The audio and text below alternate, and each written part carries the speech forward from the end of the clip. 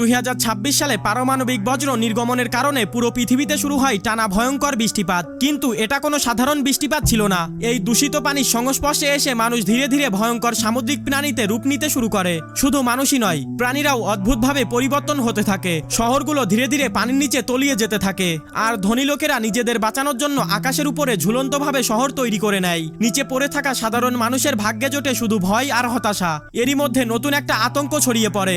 এক অজানা ভাইরাস দ্রুত মানুষের শরীরে ছড়িয়ে পড়তে শুরু করে। ছোট্ট এক মেয়েকে রূপান্তরিত একটা মশা কামড় দেয়, কিন্তু সে বুঝতেও পারেনি এই ছোট্ট কামড়ই তার জীবনে ভয়ঙ্কর বিপদ ডেকে আনবে। ভাইরাসে আক্রান্ত মানুষ কয়েকদিনের মধ্যেই মারা যেতে থাকে। চারিদিকে শুরু হয় বিশৃঙ্খলা। ঠিক তখনই সরকার জরুরি ঘোষণা দেয়। বিজ্ঞানীরা বহু চেষ্টার পরে এমন একটি টিকা তৈরি করতে সক্ষম হয়েছে যা মানুষকে এই দূষিত পানির মধ্যেও বাঁচিয়ে রাখতে পারবে।